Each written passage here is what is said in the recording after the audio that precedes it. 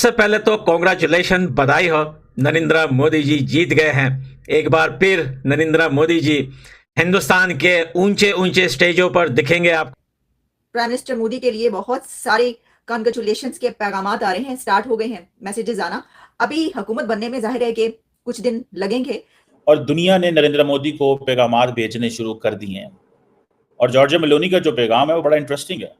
उन्होंने कहा कि नरेंद्र मोदी साहब, आपको इलेक्टोरल कामयाबी जो है वो मुबारक हो। मालदीव की तो सारी की सारी लीडरशिप ने पैगाम भेज दिया ना। और इसलिए आपको लगता है कि मोदी जी वीक हो गए हैं। मैं आपको बता दूं, मोदी जी वीक नहीं है, ना ही वीक रह सकते हैं। वो स्ट्रेंथ से ही काम करेंगे और जो उन्होंने सोच लिया है कि मैंने ये करना है वो करके ही छोड़ेंगे। हाँ, ये है क्रेडिबिलिटी। इसे बोलते हैं कि दुनिया आपके साथ हर कीमत पे चलना चाहती है। वो कहते हैं हम आपके साथ काम करना चाहते हैं। दुनिया भर के यूक्रेन, मॉरिशस, इजराइल, भूटान और चाइना, इन सब की तरफ से पैगामात आ रहे हैं भारत के नए 8 तारीख को बनने वाले वजीर आजम के लिए, जो कि 8 को कहा जा रहा है कि वो वोट टेकिंग सेरेमनी करेंगे। इसको हम बोलते हैं कंसिस्टेंसी, इसको हम बोलते हैं लॉन्ग टर्म रिलेशनशिप। इसको, ये चीजें जो आप अगर देखें तो फिर पता चलता है आपको जनाब कि चीजें किस डायरेक्शन में जा रही हैं।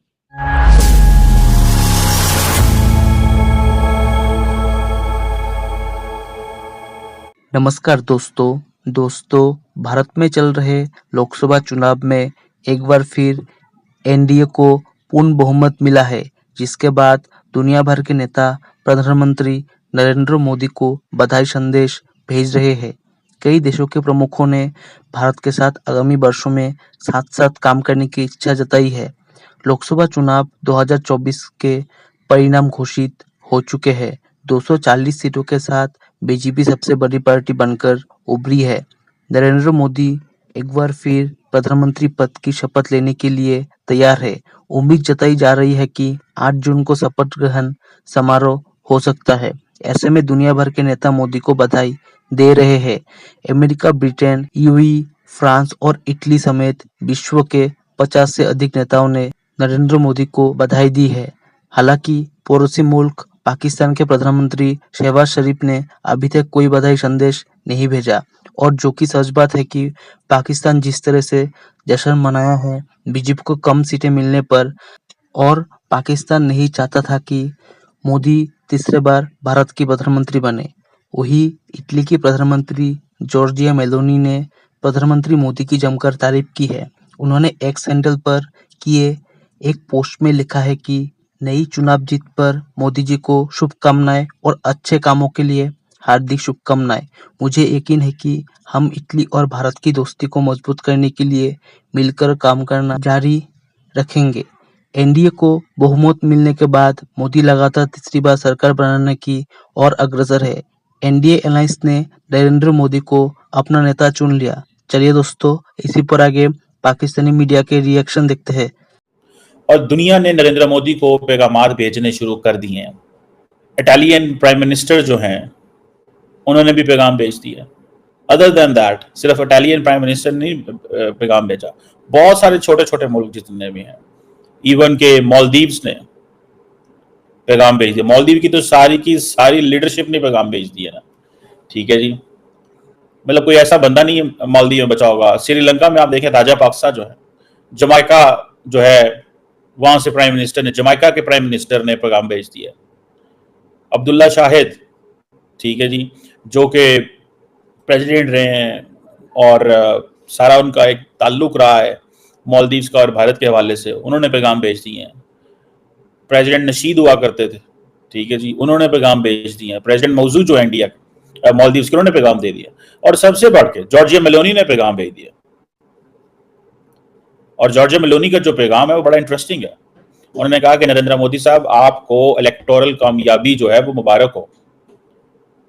अभी उनके पास मेजॉरिटी नहीं आई। ये है क्रेडिबिलिटी। इसे बोलते हैं कि दुनिया आपके साथ हर कीमत पे चलना चाहती है।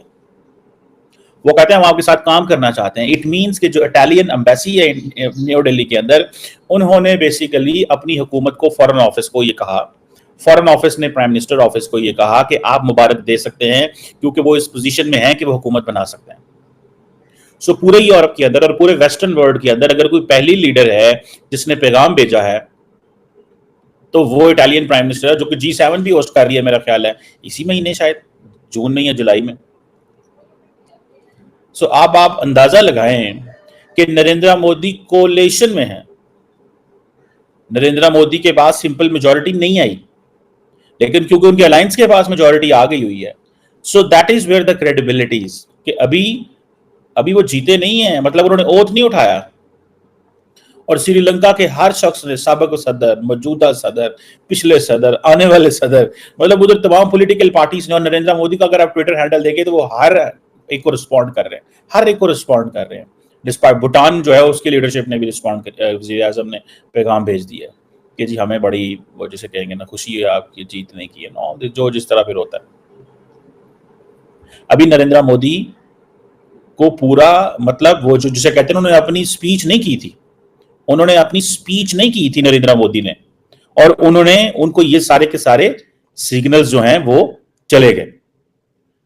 ये चीज है, मैं देखता हूं, इसको हम बोलते हैं क्रेडिबिलिटी, इसको हम बोलते हैं कंसिस्टेंसी, इसको हम बोलते हैं लॉन्ग टर्म रिलेशनशिप।